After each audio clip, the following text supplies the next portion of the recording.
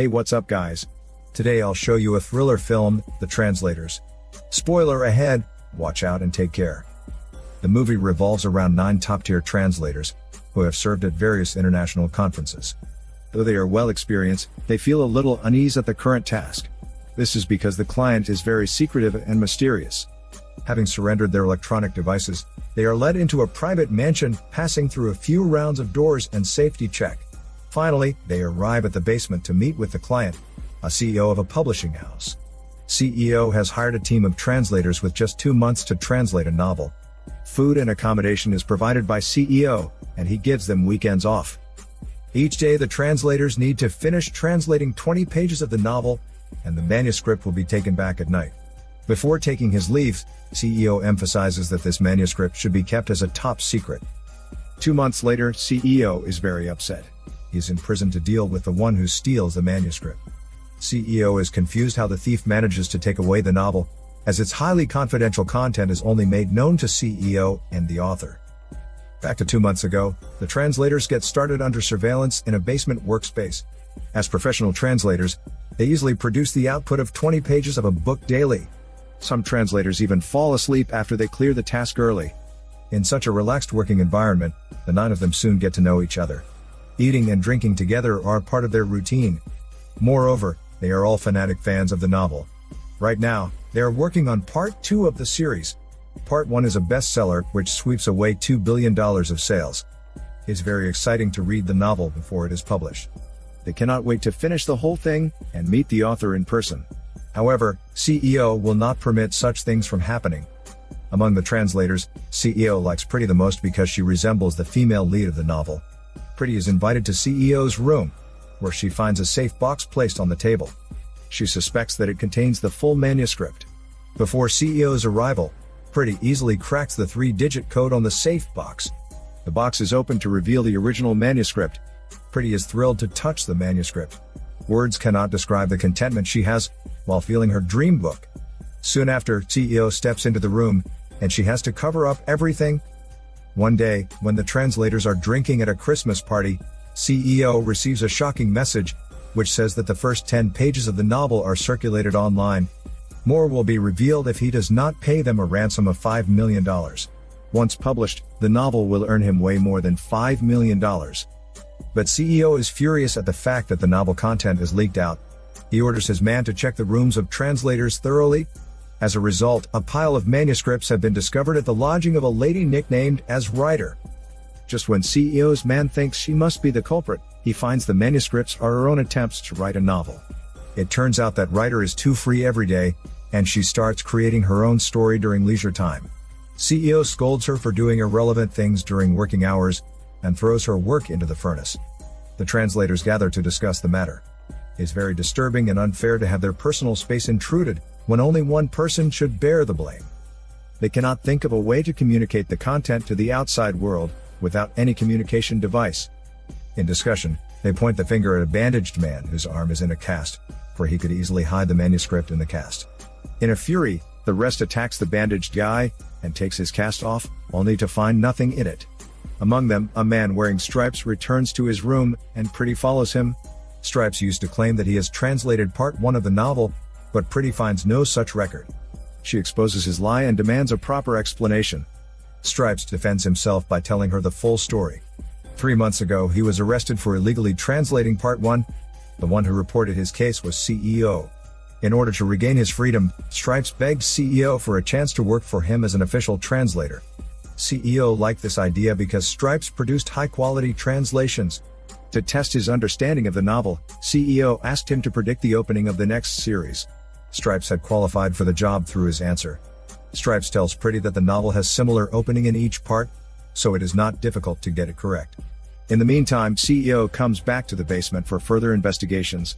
He suspects that the culprit will continue to send text messages, so he forces them to strip off their clothes for a search. As the translators stand in a row without their clothes, CEO receives another threatening message. It says more contents will be exposed tomorrow, and the price he has to pay is increased by 10 times. By this time, CEO is aware that the messages come from someone else, not any of the translators. To track down the culprit, He orders to stop their food, water, and electricity supply until the culprit owns up. It is really a hard time for the translators. Candles are lit up, but they cannot shed light on the stark reality. Fear, anxiety, and depression fill the enclosed space where they are trapped. In the dim light, Pretty exposes another lie of Stripes. She recalls part 1 of the novel, which she has translated. There is no fixed introduction of the writing. Time switches to 2 months later. CEO removes his pride and humbly asks the thief to tell him how the novel content is stolen. The camera focuses on the person seated opposite to him, revealing him to be no one other than Stripes. In fact, Stripes visits CEO, who is imprisoned. Stripes tells CEO that he is a fool because the novel is not stolen in the basement. It turns out that CEO has an obsessive-compulsive disorder and even takes the same subway every day. He would board the train at the exact same hour, sit on the same seat, and finishes the ride in 15 minutes. On one of his rides, Stripes switched CEO's suitcase with a fake one as soon as he came on board. He then photocopied the manuscript. Furthermore, the 9 translators are all accomplices in conspiracy. Normally, translators are paid with translation fees. They cannot earn copyright fees, and sometimes they are accused of copyright infringement. This is a grievance that translators have long been unwilling to endure. So they agree to participate in Stripes' plan. After making a copy of the full manuscript, they had to return the original suitcase within the short 15 minutes. In a rush, they forgot to put back CEO's pen. Bandage picked up the pen, but he was tripped over and broke his arm. Returning to the subway train, Stripes switched back the suitcase with help from his partners. The translators were more than happy with the complete manuscript and gathered to read aloud the novel. After that, they were hired by CEO to work on the task. All the quarreling and questioning between the translators are staged. However, then CEO cuts the water and electricity supply. Something unusual happens. Back to the basement, where they sit around the candles. A man with curly hair, nicknamed Curly, walks, holding a knife in his right hand and a candle in his left hand. All of a sudden, he screams out loud. Someone has committed suicide, as he cannot stand the humiliation from the CEO. But instead of repenting, CEO intensifies the torture. It is because he is threatened to pay $80 million in the latest message. Driven mad, CEO grabs the gun from the security guard to point at the translators. He warns them that if the culprit does not identify himself, he will kill them one by one. Stripes rebukes CEO that it is impossible for any translator to send any messages to anyone outside the building, as they do not even have a mobile phone. CEO beats up Stripes after hearing him out. And then he points the gun at the translators. At this moment, the Spanish translator blurts out a sentence in Spanish, which CEO does not understand. Leveraging on their multiple language acquisition, the translators begin to discuss what to do in various languages. French, Portuguese, and Spanish words fly in the air. CEO feels lost, for he has no clue of what they say. It does not take long for them to come up with a solution. They decide to divide and conquer. Some will take on the CEO, while the rest will tackle the guards. Once the countdown is finished, they will start actions. Pretty suggests that they should do the countdown in Chinese so that CEO will not be alarmed. When they say 1 and 2 in Chinese, CEO says 3 and guns down Pretty. Sadly, CEO is able to understand Chinese. Stripes has no choice but to admit that he is the spy. He requests CEO to call the ambulance. Otherwise, he will ruin everything. CEO agrees to his conditions. He commands his man to destroy the duplicated copies made by Stripes and transfers money to the one who texts him. When CEO feels relieved that everything is settled, a message comes in to spoil his mood. To his surprise, the text sender says that he is just making a fool out of CEO, and he is not in want of any money. What is worse, the manuscript has been published. Just when CEO feels hopeless, he looks up to see Stripes and shoots him. At this time, CEO has already gone insane, and he plans to kill the rest of the translators. But the security guards are scared. They do not want to break the law. So, in the end, CEO is controlled. Curly steps forward to abash CEO and tells him that he will pay his ransom by serving sentence in jail. When everyone circles around Stripes to mourn over his death, he suddenly opens his eyes. Luckily, he has stuffed a book in his jacket, which shields him from the bullet.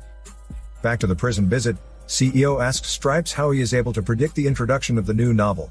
Not only CEO, but also the police officers who eavesdrop on them, want to know the answer. But Stripes is smart enough to whisper the answer into CEO's ears while he covers the sound monitor. The shocking truth is that the novels are written by Stripes. When he was young, he loved to do reading at a bookshop. The shop owner knew him well and liked him. One day, Stripes wanted to read a certain novel, so he stole it. But the wise owner knew exactly what he was doing. So he decided to play a game with Stripes.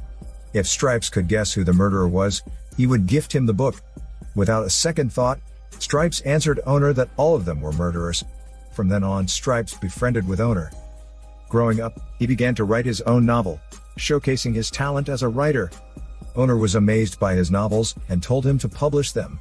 As Stripes did not want to do so, owner continued to persuade him. At last, Stripes agreed to publish his books, with the condition to sign owner's name as the author. Owner then recommended he submit his novel to the most famous publishing house. But Stripes hated this particular publisher, as they did not treat the translators well. As far as he knew, the translators had to work for them under extremely harsh conditions. Worse still, they merely took those great books as a means to make money. At this point in time, CEO does not buy what Stripes says. Stripes reveals that he did not steal his suitcase on the train. That is just a story made up to convince the police officers.